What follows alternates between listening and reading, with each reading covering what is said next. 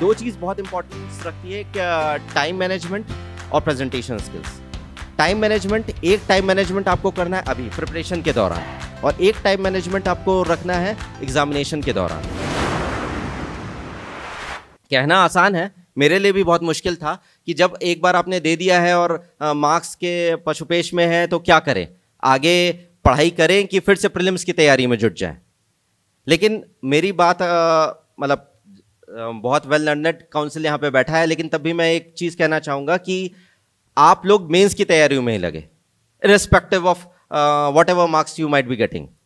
इसलिए क्योंकि क्या होता है कि आपने अभी प्रीलिम्स दिया, आपके मार्क्स खराब आए, आप गम में डूबे रहे, उसके बाद जब आप तैयारी चालू करोगे तो फिर से प्रीलिम्स की करोगे, क्योंकि जहां आपके घाव हुआ है उसी पे मरहम लगाते रहोगे। अगली बार मान लीजिए आपका प्रीलिम्स निकल जाता है, फिर आप लेकिन मेंस के लिए आपके पास कम टाइम बचेगा। तो इट्स बेटर कि अभी का टाइम आप प्रॉपर यूटिलाइज करिए मेंस के लिए, मेंस की तैयारी करिए, अच्छे से करिए। अगर आपका प्रीलिम्स ये वाला निकल जाता है, वेल एंड गुड, आप मेंस के लिए वेल प्रिपेयर्ड है, आपने टाइम यूटिलाइज किया है। इन केस नहीं भी हो पाता है तो एटलीस्ट ये तो रहेगा कि आपके मेंस का इतना पोर्शन आपने पहले से कवर कर रखा है, और अगली बार जब आपका प्रीलिम्स निकलेगा तो आपका एक शॉर्ट में प्रीलिम्स मेंस इंटरव्यू सब निकलेगा। ऐसा नहीं होगा कि एक बार प्रीलिम्स निकला, एक बार मेंस निकला, एक बार इंटरव्यू में अटके हैं, ऐसे मजा नहीं आता है। क्योंकि इन द एंड क्या होगा, इन द एंड तो वही मैटर करता है कि आपकी रैंक आई, आपको जो भी पोस्ट चाहिए, डीसी, डीएसपी या जो भी चाहिए वो उसको आप हासिल कर पाए कि नहीं कर पाए। कुछ समय बाद आप ये बोल नहीं पाएंगे कि नहीं यार मैंने तो बस मेंस निकाला था, या फिर बस इंटरव्यू में इतने मार्क्स से रह गया। तो एक शॉर्ट में निकालेंगे तो बहुत अच्छा है।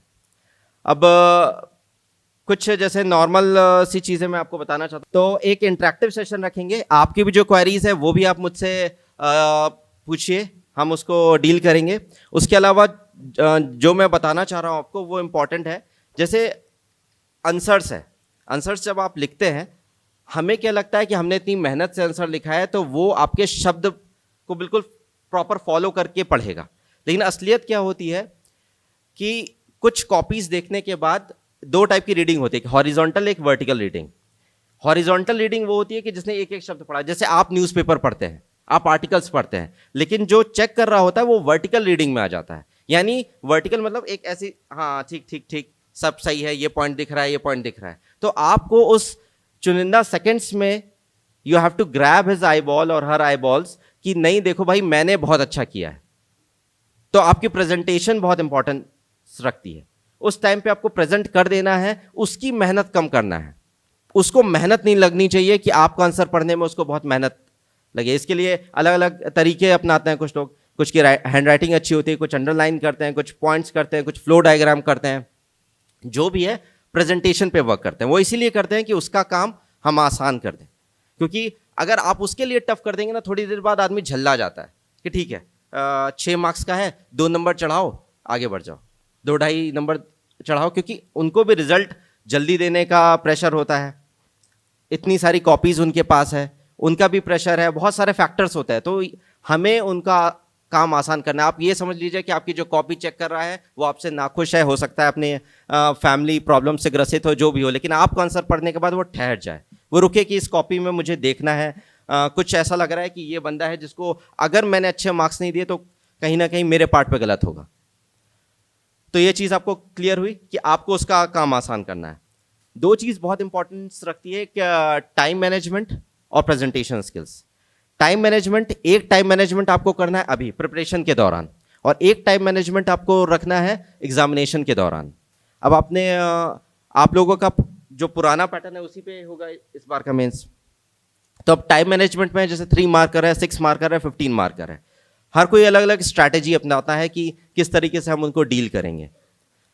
मेरा जो है वो मैं बता देता हूं कि मैंने कैसे पेपर लिखा था। कंटेंट पे हम बाद में आएंगे, मैं आपको पहले ये बता रहा हूं कि मैंने कैसे पेपर को देखा था। मुझे उसकी मेंटालिटी से मैच करना है, मुझे ये प्रूफ करना है कि यार मेरे आंसर पढ़ो, मैं वर्दी कैंडिडेट हूं। अब उसके लिए मैं क्या करूंगा, मैंने जो 3 मार्कर है उस पर वर्क करिए। 3 मार्कर अगर आपके 15 आ रहे हैं और आपके उसमें से 9 या 10 सही हैं तो आप डेंजर जोन में आ जाते हैं। तो हम कोशिश करें कि 3 मार्कर पे वर्क करें। अगला क्वेश्चन आएगा कि 3 मार्कर को कैसे इंप्रूव करें, क्योंकि बहुत ही रैंडम सा होता है, 1 वर्ड 2 वर्ड पूछ लिया, पता नहीं आए ना आए। उस पर later part I discuss on that. तो 3 मार्कर, फिर उसके बाद जो 6 मार्कर है, 6 मार्कर के मैंने जैसे 10 सवाल है तो 10 पूरे नहीं किए थे। मेरी स्ट्रैटेजी है, मेरे पे वर्क की, हो सकता है कि आपकी स्ट्रैटेजी डिफरेंट हो जो कि आप अपने हिसाब से बनाएं, लेकिन I am just sharing my strategy what I did. अब उसमें जैसे अगर आपने 6 मार्कर के क्वेश्चन सॉल्व किए तो मैं उसमें 4-5 सवाल करता था, 5 पेज छोड़ देता था, फिर 15 मार्कर में आता था, फिर 15 मार्कर कंप्लीट करता था, फिर वो बचे हुए करता था। बहुत रैंडम सी स्ट्रैटेजी है, लेकिन थोड़ी सी वेग भी लगेगी, लेकिन let me explain it to कि व्हाई आई डिड सो। आपने 3 मार्कर किया, मेरे 3 मार्कर अच्छे गए, ऑलमोस्ट सारे ही मुझे लग रहा था कि मैंने सही सही से आंसर लिखे हैं। तो अब मुझे लगा कि एक मैंने उसके जहन में ये तो डाल दिया कि लड़का सही है, इससे आता है। अब सब्जेक्टिव पार्ट पे जैसे ही शिफ्ट करता है वो 6 नंबर पे, तो उसने भी देखा सही राइटिंग में सही पॉइंट्स और सही तरीके से उसने अपना को एक्सप्रेस कर रखा है। अब मैं कंटिन्यूएशन में क्यों नहीं गया और 15 मार्कर को एंड पे क्यों नहीं किया? वो इसलिए नहीं किया क्योंकि मैंने बहुत लोगों को देखा था जो ये बोलते थे कि 15 मार्कर में मेरे पास टाइम ही नहीं बचा, टाइम मिसमैनेज हो गया, मुझसे सब कुछ आता था, आपसे कोई बाहर आके ये पूछेगा नहीं और इस चीज़ के कुछ वैल्यू नहीं है कि आपसे आता था और आप सिर्फ 1 पेज लिख पाए, आधा पेज लिख पाए। बहुत आसान था 15 मार्कर, क्योंकि 15 मार्कर सब्जेक्टिव है तो लिख तो हर कोई लेता है, अरे इतनी प्रिपरेशन की है, लेकिन उसको कितना अच्छा लिख रहे हैं, आप उसकी वर्ड लिमिट को भी थोड़ा सा ख्याल रख पा रहे हैं कि नहीं। क्योंकि अगर वो आपसे 250 to 300 वर्ड्स डिमांड कर रहा है और आप हार्डली 80 वर्ड्स दे रहे हैं, तो आप कितना भी स्ट्रॉन्ग कंटेंट लिखेंगे वो आपको मार्क्स नहीं दे पाएगा। तो इसलिए मैं कोशिश करता था कि 15 मार्कर्स को जस्टिफाई करूं। क्योंकि क्या होता है, जैसे आपने 6 मार्कर किए, 6 मार्कर में मैंने टेम्पो सेट कर दिया कि देखो भाई मैंने 3 मार्क्स अच्छे से किए हैं, 6 मार्कर्स में भी मेरा जो नॉलेज था वो ठीक ठीक रहा, यहाँ तक अपन ने 5 सवाल उसको दिखा दिए कंटेंट। उसके बाद 15 मार्कर में इसलिए क्योंकि बात के जो मैंने छोड़े हैं, अगर मैंने उसे रफ राइटिंग में या कम कंटेंट लिख पाया टाइम के, उसमें बस कंप्लीट करने के चक्कर में होता है कि रगड़ के हमने खत्म कर दिया पेपर, तो उस 6 में मुझे ऐसा लगता है जब मेरा ऊपर से टेम्पो बना हुआ है तो वो कम से कम 2-3 नंबर तो दे ही देगा। लेकिन 15 नंबर में गड़बड़ हुआ तो हो सकता है 15 में मुझे 5 ही नंबर दे, जिसमें मैं 12 तक खींच सकता हूं। तो इवेंचुअली देखेंगे कि नंबर गैप आ जाता है, और 15 मार्कर में आपको वर्ड लिमिट का ख्याल रखना ही पड़ेगा। अब दूसरी चीज, ये मैंने जैसे आपको टाइम मैनेजमेंट बताया, वैसे प्रेजेंटेशन में भी मैंने कैसे वर्क किया था। जैसे हर का प्रेजेंटेशन डिफरेंट होता है, अगर आप फ्लो डायग्राम डालना चाहते हैं तो ऐसा कोई कंपल्शन नहीं होता है, ऐसा कुछ नहीं कि फ्लो डायग्राम डालना ही डालना है। फ्लो डायग्राम आपके अपने खुद के ईजाद किए होंगे तो ज़्यादा अच्छे रहेंगे, क्योंकि वो आपके जहन में रहते हैं, आप उसे आत्मसात कर चुके होते हैं, वो आपके क्रिएट किए हुए हैं। और जब टाइम कम बचता है ना तो वो मुझे हेल्प करते थे। कई बार ऐसा होता था कि मैं जब लिख रहा हूँ तो बुलेट्स में और नॉर्मली उसको प्रेजेंट कर दिया, और जब जैसे मैंने बताया कि लास्ट में टाइम कम बचा और 6 मार्कर्स को मुझे डील करना है, तो उसमें मैंने फ्लो डायग्राम का इस्तेमाल किया। जैसे सर डिजास्टर मैनेजमेंट के सर देखते हैं, अब सर आपको हर कुछ पढ़ा देंगे, लेकिन कई बार क्या होता है कि टाइम कम है, हम उतनी चीज़ एक्सप्रेस नहीं कर पा रहे हैं, टाइम बहुत कम है। तो सिंपली क्या किया, नॉर्मल डिजास्टर में है कि क्या ट्रांजिशन हुआ है, क्या पैराडाइम शिफ्ट हुआ है। जैसे डिजास्टर मैनेजमेंट में पहले क्या होता था, रेस्क्यू और रिलीफ पे सेंट्रिक होता था, सिर्फ बचाव कार्य पे अपन सेंट्रिक होते थे। बाद में क्या किया हमने, जो मिटिगेशन, एडेप्टेशन, प्रिपेयर्डनेस, इस पे फोकस किया। कई बार होता है आप इसको अगर शब्दों में लिखोगे तो हो सकता है आपको टाइम ज़्यादा चाहिए, मेरे पास टाइम कम है। मैंने क्या किया, यहाँ पे सीधे लिखा कि रेस्क्यू रिलीफ, एरो के ऊपर लिख दिया from 10th 5-year plan onwards, नीचे लिख दिया पैराडाइम शिफ्ट और प्रिपेयर्डनेस, मिटिगेशन, एडेप्टेशन। तो उसको क्लियर हो गया कि 10वें 5-year प्लान के बाद से ये परिवर्तन आया है कि हम बचाव कार्य से हटके प्रिपेयर्डनेस, मिटिगेशन, एडेप्टेशन में हुए हैं। उसी तरीके से मैप का इस्तेमाल होता है, कुछ ट्राइबल्स के कंपोजिशन पे आ गया तो उसका आपको डिस्ट्रीब्यूशन बताना है तो आप इस्तेमाल करिए अपना एमपी का मैप बनाइए। मैं तो इनफैक्ट ये तक कहूँगा आपको कि आपको वर्ड ज्योग्राफी का भी मैप, मतलब वर्ड मैप बनाने में भी कोई दिक्कत नहीं होनी चाहिए। वर्ड मैप बहुत आसानी से बन जाता है, अगर आप उसको 15 मिनट देंगे 2 से 3 दिन तो आप बिल्कुल परफेक्ट हो जाएंगे कि आप 8 से 10 सेकंड में वर्ड मैप भी बना सकते हैं, अगर कोई वर्ड मैप का आता है तो। क्योंकि प्रेजेंटेशन अगर आपसे साइक्लोन्स ही पूछ रहे हैं, ठीक है, आप बहुत क्लियरली आप उसमें डिपिक्ट कर सकते हैं कि विली विली कहाँ होता है, टाइफून कहाँ है। ठीक है, आप आराम से इंडिया का मैप तो आपको आना ही चाहिए, उसमें तो कोई डाउट है ही नहीं। इंडिया के मैप जब आप बना रहे हैं तो कुछ छोटी छोटी चीज़ों का हमेशा सम्मान करना चाहिए। जैसे मैंने बोला कि आप सिक्किम का ख्याल रखिए, जो कार्व आउट हुआ बांग्लादेश वाला पोर्शन, नेपाल वाला पोर्शन, लोग उसे मिस कर जाते हैं, तो मैप भी थोड़ा सा अजीब सा लगता है। तो प्रेजेंटेशन अगर आप इम्प्रूव कर लेंगे तो वो आपका टाइम भी बचाता है और वो कहीं ना कहीं ध्यान आकर्षित करेगा एग्जामिनर का भी। इसके अलावा एक और चीज़ मैं बताना चाहूँगा कि जैसे आंसर जब आप लोग लिख रहे हैं और अपनी प्रिपरेशन के दौरान भी, आप में से कुछ लोग यूपीएससी एस्पिरेंट भी हो सकते हैं और कुछ सोलली एमपीपीएससी के लिए तैयारी कर रहे होंगे। तो आपको थोड़ा सा क्लियर रखना पड़ेगा कि सिलेबस रिजेंबल करता है दोनों का, लेकिन तब भी अंतर है। जिस तरीके से आप लोगों को चीज़ों को अप्रोच करते हो, जिस तरीके से आप न्यूज़पेपर को पढ़ते हो। अब जैसे न्यूज़पेपर में आया अभी मिनिस्ट्री ऑफ होम अफेयर्स ने, कुछ आपको पता होगा निर्भया वालों को फांसी वाला चल रहा है, कुछ पढ़ा होगा आप लोगों ने कि इनको फांसी देना चाहिए। तो मिनिस्ट्री ऑफ होम अफेयर्स ने लिखा है कि इनका टाइम इतना कम कर दो, वरना क्या होता है review petition, curative petition, mercy plea, इसी में चलता रहता है, खिंचता रहता है। तो इसके लिए उसने कुछ कहा है। अगर मैं यूपीएससी में हूँगा तो मैं बोलूँगा कि rarest of the rare case के लिए बच्चन केस को भी एक बार देख लेता हूँ, एक बार ये करता हूँ शत्रुघ्न चौहान केस में क्या जजमेंट आया था उसको भी देख लेता हूँ। लेकिन अगर मैं एमपीपीएससी की तैयारी करूँगा तो मैं कहूँगा आर्टिकल 72 और आर्टिकल 161 को देख लेता हूँ, जहाँ पे है कि पार्डनिंग पावर क्या कह रही है, उस पर ज़्यादा स्ट्रिक्ट करता हूँ। मुझे शत्रुघ्न चौहान केस का जिक्र करने की कोई आवश्यकता नहीं है, उससे मेरा कोई बहुत एड ऑन नहीं होगा। ठीक है, इसी तरीके से आपके कॉन्स्टिट्यूशन के अलग में भी होता है। तो अभी जैसे एक और चीज़ हुई, सुप्रीम कोर्ट ने कोई जजमेंट दिया कि एंटी डिफेक्शन पे 10th शेड्यूल पे, तो आप 10th शेड्यूल पढ़ लो, एंटी डिफेक्शन पढ़ लो, उसमें मत जाओ कि हो तो हो लोहान केस में क्या हुआ। जब आप पढ़ोगे तो यूपीएससी वाले अलग तरीके से लिखेंगे, तो थोड़ा सा आपको बाइफरकेट रखना पड़ेगा जहन में कि आपसे क्या चाहा जा रहा है। और प्रिपरेशन में एक चीज़ मैं बस ये बोल रहा हूँ कि जो भी टाइम है, ऐसा नहीं है कि बहुत कम है या बहुत ज़्यादा है, प्रॉपरली उसे यूटिलाइज करते हैं तो बिल्कुल पर्याप्त समय है अभी आपके पास मेंस के लिए, बड़े आसानी से हो जाएगा। और जैसे मैं हमेशा मतलब मेरा छोटा भाई है, ऑल्दो वो इस फील्ड में नहीं है, वो प्राइवेट सेक्टर में, मेरा डिस्कशन होता है तो मैं हमेशा कहता हूँ कि बहुत सीरियस होने की आवश्यकता नहीं है, सिंसियर होने की है। लोग क्या करते हैं, सिंसियर और सीरियस को सेम समझ लेते हैं। तो try to be sincere, not to be serious. Serious में क्या होगा, दाढ़ी बढ़ा लिए, बिल्कुल विराग वाली स्थिति आ गई है, दोस्तों से भी बात नहीं करना है, कोई मुस्कुराना मना है और बिल्कुल फोकस कर रहा हूँ। वो एक्चुअली सीरियस पना में आप क्या करते हैं, एक दिखावटी पना करता है कि I am into this, I have to prove myself कि I am preparing for such great examination. और सिंसियर इंसान ये होता है, he is very focused, determined, उसे पता है कि क्या करना है, वो टाइम मैनेज करता है। आपको अगर थोड़ा सा टाइम अपने लिए एंटरटेनमेंट का भी रखते हो कभी तो ठीक है, ज़रूरी है, वो भी एक पार्ट एंड पार्सल है आपके प्रिपरेशन का। और ये जो स्ट्रगल का फेज़ है, इस स्ट्रगल के फेज़ को एंजॉय करिए, इसको भी सेलिब्रेट करिए। जैसे आपके सामने जोशी सर है, तो I am very sure Joshi sir का भी बहुत स्ट्रगल का फेज़ रहा होगा, क्योंकि अगर वो इतने बड़े बने हैं, शख्सियत बने हैं, तो उन्होंने अपने स्ट्रगल को जिया है और उसको पूरा उससे पार पाके यहाँ पे आए हैं।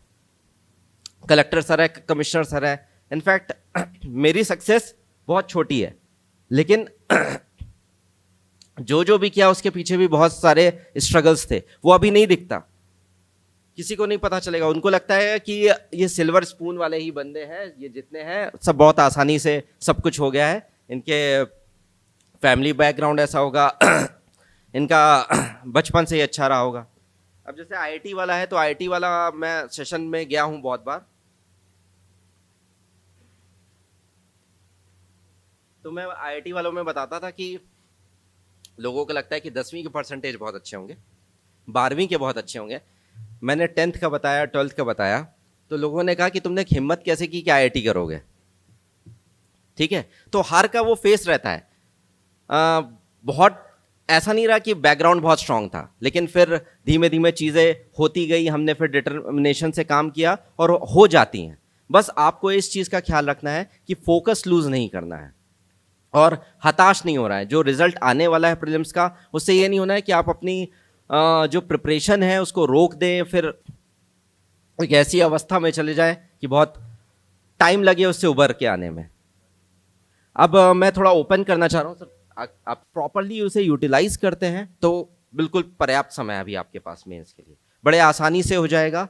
और जैसे मैं हमेशा मतलब मेरा छोटा भाई है, ऑल्दो वो इस फील्ड में नहीं है, वो प्राइवेट सेक्टर में, मेरा डिस्कशन होता है तो मैं हमेशा कहता हूँ कि बहुत सीरियस होने की आवश्यकता नहीं है, सिंसियर होने की है। लोग क्या करते हैं, सिंसियर और सीरियस को सेम समझ लेते हैं।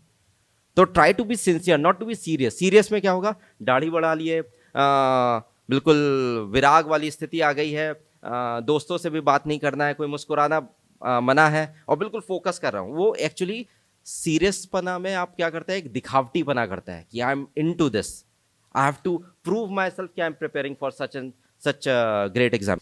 कहूँ तो वेट कर रहा था, ठीक है, क्योंकि मैं इंग्लिश मीडियम का हूँ। हालांकि कचड़ा टाइप की लैंग्वेज है मेरी, ना बहुत इंग्लिश में अच्छा हूँ ना बहुत हिंदी में अच्छा हूँ, जो हम मध्य प्रदेश वालों के साथ थोड़ी सी तकलीफ रहती है। अब जैसे प्रिपरेशन की बात मैं करूँ तो मुझे ये पता था कि हिंदी मीडियम वाले लोगों की एज है हिंदी में, लेकिन कहीं ना कहीं वो ओवर कॉन्फिडेंस में भी कन्वर्ट हो जाता है। अब क्या होता है, हिंदी मीडियम को लगता है कि यार मैं 2 या 3 दिन दूंगा, बहुत है, पर्याप्त है, सब मुझसे आता है, बस ग्रामर को हल्का सा ब्रशअप कर लूंगा, बाकी तो अपने बाएं हाथ का खेल है। मैंने 2 बार दिया है, एक बार मेरी 10th रैंक आई थी, एक बार 5th रैंक आई है। दोनों बार मेरे हिंदी में मार्क्स अच्छे आए थे। इनफैक्ट बहुत सारे हिंदी मीडियम से अच्छे आए थे, और बहुत लोगों को ताज्जुब हुआ था कि कैसे, क्या कर दिया तुमने, हिंदी में क्या लिख दिया। तो मैं क्लियर था कि यार मुझे अपना स्किल सेट जानना है, ठीक है। धोनी विराट कोहली बनने की कोशिश ना करे तो बेहतर है, वो धोनी भी लेजेंड है, विराट भी लेजेंड है। तो मैंने क्या किया, मुझे पता है यार मैं ग्रामर को हिट करता हूँ, और ग्रामर में मैं वर्क करता हूँ अच्छे से। अगर ग्रामर पे मैंने वर्क कर लिया तो उस पर मेरे मार्क्स कोई नहीं काट सकता, ठीक है। हो सकता है कि आप उतनी खूबसूरत इंग्लिश नहीं लिख पाए, आपके सेंटेंस फॉर्मेशन उतने एम्फैटिक ना हो, उतने प्रभाव ना छोड़ पाए एग्जामिनर पे। तो मैं क्या किया, ग्रामर ऐसा कर लिया कि ग्रामर पे वो मेरे मार्क्स काट ही नहीं सकता था। ग्रामर पे खूब वर्क किया। उसके बाद ये था English to Hindi, Hindi to English translation, उसको भी मुझे पता था कि मैं बहुत बेहतर कर सकता हूँ। तो इन 2 पे क्या, मुझे था प्रतिवेदन वाला और ये जो पत्र लिखना है, इन सब में हो सकता है गड़बड़। ड्राफ्टिंग थी कि अपन ने देख ली कि ड्राफ्टिंग क्या होते हैं, क्या फॉर्मेट है, लेकिन ग्रामर पे वर्क किया, ठीक है। अगर मैं अपनी बात करूं तो मैंने पूरी एमपीपीएससी की सोल प्रिपरेशन में सबसे ज़्यादा वर्क हिंदी पे किया था, सबसे ज़्यादा, बाकी से भी ज़्यादा। क्योंकि मेरा थोड़ा केस डिफरेंट था, क्योंकि मैं उस टाइम पे यूपीएससी का इंटरव्यू भी अपीयर हुआ था, तो इसलिए वो केस डिफरेंट था। तो मेरा ये था कि हाँ ये चीज़ का मैं यहाँ से ले लूँगा और हिंदी पे मैं वर्क करता हूँ, ठीक है। लेकिन मैं आपको कहूँगा हिंदी में मार्क्स बहुत अच्छे आते हैं, बहुत अच्छे आते हैं। और हिंदी मीडियम वालों को भी कहूँगा कि आप प्लीज़ इसे ओवर कॉन्फिडेंस में मत आइएगा कि हम सिर्फ 2 दिन दे, 3 दिन दे, क्योंकि है तो वो भी 200 मार्क्स के, आज भी 200 मार्क्स के हैं ना सर, 200 मार्क्स के हैं। अब अगर मेरे 150 टच कर रहे थे, 145 आया एक बार, तो मेरे ख्याल से 145 बहुत अच्छे मार्क्स में से आते हैं। और बहुत सारे हिंदी मीडियम वाले हैं जिनके 135, 131 भी मैंने देखे हैं, 125 भी देखे हैं, जिनके मतलब रैंक थी किसी और डिपार्टमेंट में गए वो। तो इसलिए आपको हिंदी पे वर्क करेंगे तो आपकी वो स्ट्रेंथ में कन्वर्ट हो जाएगा, ओके।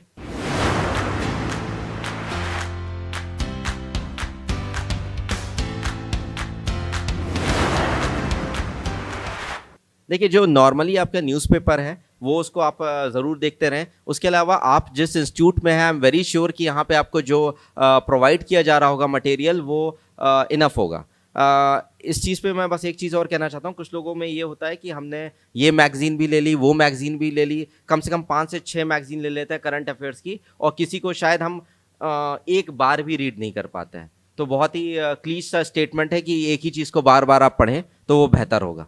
तो आपको जो यहाँ से मैटर मिल रहा है और जो न्यूज़पेपर है उसको आप बार बार देखें। लेकिन ऐसा मत करिए कि आपने देखा कि कोई एक स्टूडेंट बोल रहा है कि यार ये सो एंड सो नई मैगजीन आई है जो कि बहुत अच्छी लग रही है, इसमें इस तरीके से है, तो आपने उसको भी ले लिया, इसको भी ले लिया, क्योंकि रिवीजन मस्ट है। करंट अफेयर्स आपको याद नहीं रहेगा तो फिर ये प्रीलिम्स नहीं है कि 4 ऑप्शन में आपको दिख जाएगा, वो दिखेगा नहीं तो आपको क्लिक नहीं होगा। आपको रिवीजन करना बहुत ज़रूरी है।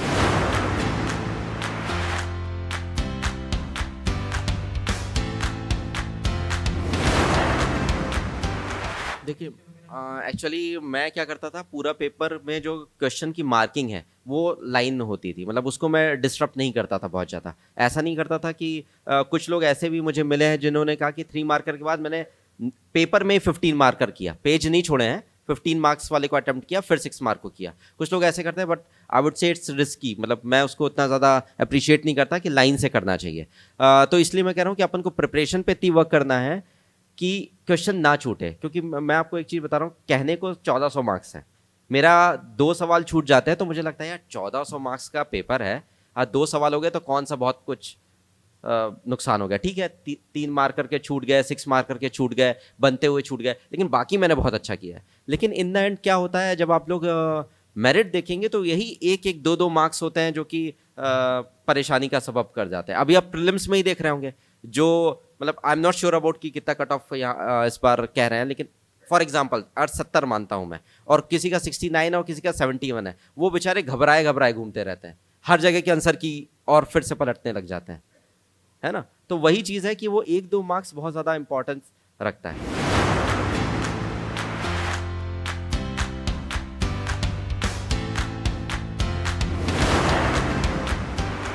मतलब मेरा मेरा ये मानना है मैम कि इंट्रोडक्शन, बॉडी और कंक्लूजन, ये तीनों बहुत इंपॉर्टेंट मैटर है किसी भी आंसर के।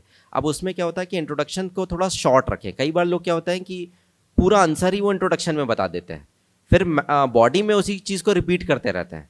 क्योंकि मतलब मैंने जो देखा था कुछ लोगों का, उनका ये होता है कि उनका जो कंटेंट था हम दे चुके हैं, अब मेरे पास 250 से 300 वर्ड उसे खींचने का कुछ है नहीं, तो उसी को घुमा घुमा के वही लिखते हैं। तो दैट शुडंट हैपन। और आपको फैक्ट्स का और एनालिसिस का, दोनों का मिक्स रखना है। देख, कुछ लोग क्या होता है सिर्फ एनालिसिस पे वर्क करते हैं, लेकिन एनालिसिस को सब्सटैंशिएट करता है फैक्ट्स। ठीक है, आपको अगर कुछ बात कहनी है, अगर आप ग्लोबल हंगर इंडेक्स का डेटा डालते हैं मेल नरिशमेंट के में, तो इट्स गुड, वो आपको फैक्ट डालना ही चाहिए। ठीक है, इसी तरीके से मैं कह रहा हूँ कि फैक्ट और एनालिसिस दोनों का मिक्स एंड मैच रखिए। एकदम से ये नहीं होना चाहिए कि सिर्फ एनालिसिस या फिर फैक्ट वो। ठीक है, जैसे आप कोई संपादकीय पढ़ते हैं तो उसमें भी आप देखते होंगे कि फ्लो करता है, वो बांधने की कोशिश कर रहा है। ठीक है, और दूसरी चीज़ है, मैं थोड़ा सा बुलेट में भी, बॉडी में बुलेट्स डालता था, मतलब पॉइंट वाइज थोड़े आंसर लिखने की मैं कोशिश करता था।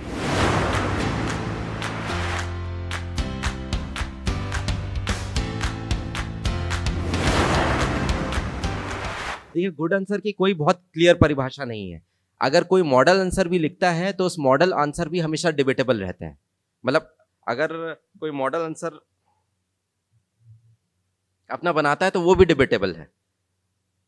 आप सबसे अच्छा न्यूज़पेपर आर्टिकल किसको कहते हैं? कोई कहेगा द हिंदू के सबसे अच्छा एडिटोरियल आता है, कोई कहेगा नई दुनिया का आता है, कोई टाइम्स ऑफ इंडिया का कहेगा। तो उसका बहुत क्लियर कट नहीं है। लेकिन आप एक चीज ये करिए कि आपका जो आंसर है वो बहुत स्पष्ट हो कि वो क्या पूछना चाह रहा है।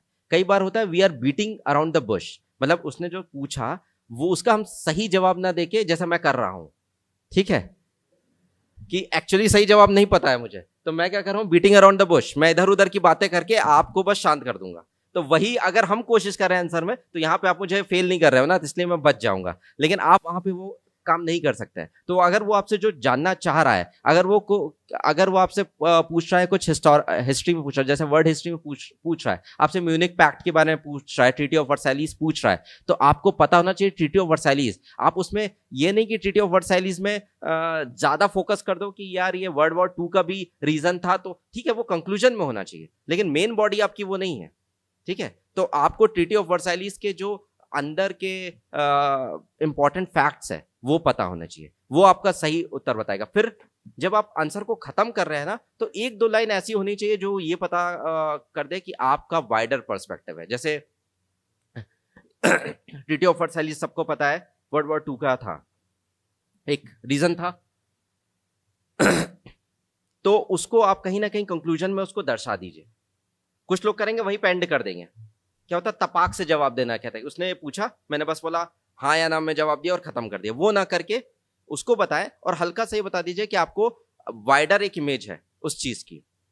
यही कॉन्स्टिट्यूशन में भी के क्वेश्चंस में होता है, सोशियोलॉजी के भी क्वेश्चंस में भी होगा, और आईआर के भी क्वेश्चंस आते नहीं है, हालांकि यार इन केस आते हैं, मान लीजिए सार्क का आता है, किसी का आता है, तो थोड़ा सा आप ये नहीं कि बस सार्क बनी थी इस साल में 1985 में ये हुआ था फैक्ट, तो उससे मजा नहीं आएगा।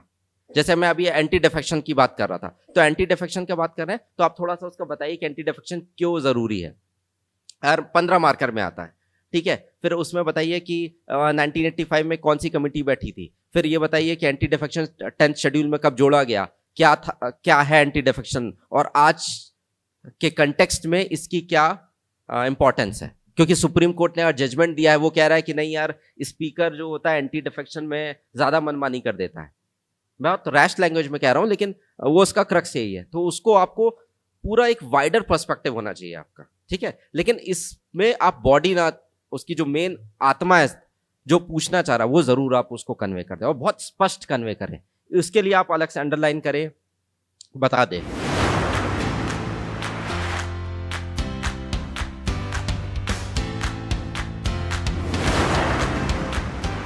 तीन ऐसे लिखने का था, तो 1000 वर्ड जो है मैं कंप्लीट नहीं कर पाया था, टू बी वेरी फ्रैंक। मैंने 800 850 वर्ड में उसे वाइंड अप कर दिया था, तो मेरे अबव एवरेज मार्क्स थे ही, उसमें ज़्यादा मार्क्स मेरे नहीं आए थे। लेकिन उसमें ये ख्याल जरूर रखिएगा कि वर्ड लिमिट थोड़ी सी मैच हो जाए, क्योंकि वर्ड लिमिट में क्या होता है कि आप हिंदी मीडियम के हैं, तब आपके लिए कोई दिक्कत नहीं है, क्योंकि आपकी हिंदी लिखने की स्पीड अच्छी होगी, तो आप वर्ड लिमिट जरूर मैच कर लेंगे। जैसे वो इंग्लिश मीडियम के थे, तो हिंदी लिखने की क्या होता है, बहुत दिनों से अगर आपने ज़्यादा नहीं लिखते हो तो स्पीड स्लो रहती है, ठीक है। और बाकी मैं ऐसे के लिए एक चीज़ ये ज़रूर कहूँगा कि ऐसे को भी अट्रैक्टिव बनाइए। जैसे मैं एनेक्डोट का इस्तेमाल करता था। एनेक्डोट मतलब होता है कि आप एक दृश्य सा क्रिएट कर देते हैं, उसको क्यूरोसिटी जनरेट करते हैं। बहुत क्लीस्ट मतलब बहुत घिसे पिटे इंट्रोडक्शन ना लिखें।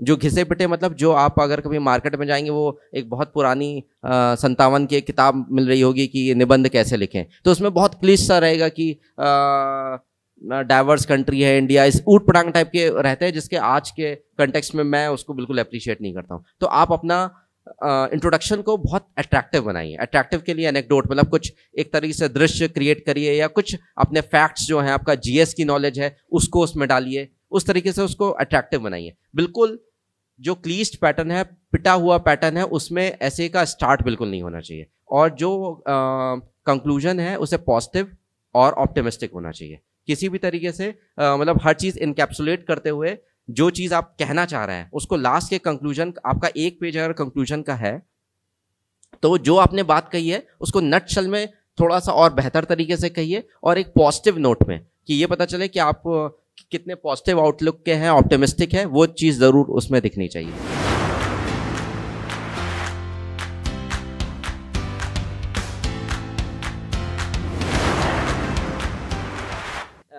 मैं बहुत खुश था इनफैक्ट एमपीपीएससी में, क्योंकि एक ही पेपर होता है, यूपीएससी में 2 पेपर होते हैं एक ही दिन में, ठीक है। तो मैं इस चीज़ में खुश था कि चलो कम से कम हाथ में छाले नहीं पड़ेंगे, वरना छाले तक पढ़ने की वो हो जाती थी। रही प्रिपरेशन की, तो आपके पास आपकी जो पहले की प्रिपरेशन है उसी टाइम पे आप सिनॉप्सिस नोट बना के रखें। सिनॉप्सिस नोट जैसे मैंने कुछ के ज़रूर बना के रखे थे। जैसे हिस्ट्री है, हिस्ट्री का मेरा मॉडर्न इंडिया के सिनॉप्सिस थे, वर्ल्ड हिस्ट्री के सिनॉप्सिस बने हुए थे।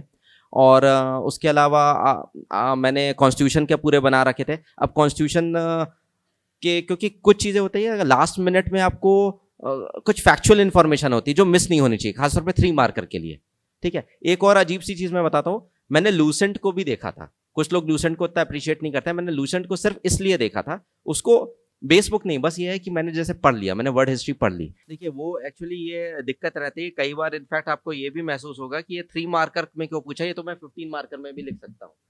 लेकिन वही आपकी स्किल चाहिए उस टाइम पे कि उसको आपको एक कैप्सूल में बना के उसको देना। जैसे आपने खुद ही अपने सवाल का जवाब दिया कि अगर फ्रेंच रेवोल्यूशन में पूछा है तो आप हो सकता है उसे ग्राफिकली उसको रिप्रेजेंट कर दो कि ये मेन रीजंस है।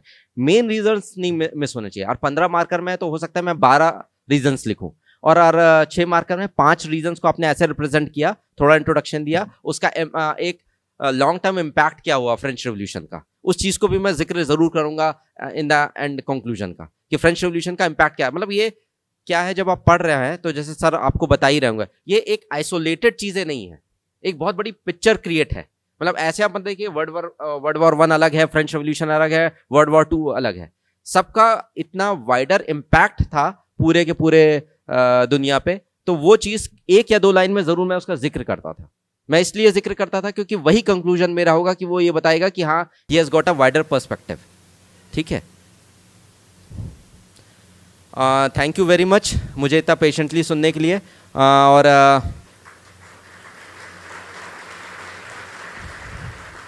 और आगे कभी और मौका मिला तो ज़रूर हम लोग इंटरेक्ट करेंगे।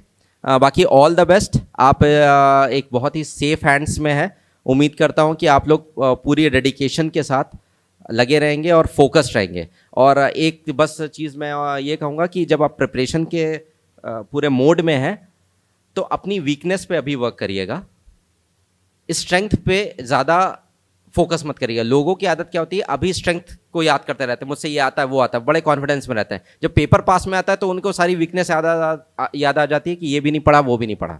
तो अभी सिर्फ वीकनेस पे फोकस करिए। जब एग्जाम के आपके लास्ट का एक हफ्ता होता है, जस्ट रिलाय कि जो आपने पढ़ लिया है वो आपकी स्ट्रेंथ है। तो only think about your strength and go for the battle. सिर्फ स्ट्रेंथ पे ही खेलिए। उस टाइम पे जहन से हटा दीजिए कि क्या नहीं हुआ, कि ये मेरा वीक है या वो है। वीकनेस पे सोचना है, आज वक्त है। स्ट्रेंथ पे सोचने का उस दिन वक्त होगा जब आप पेपर में बैठेंगे। Thank you very much.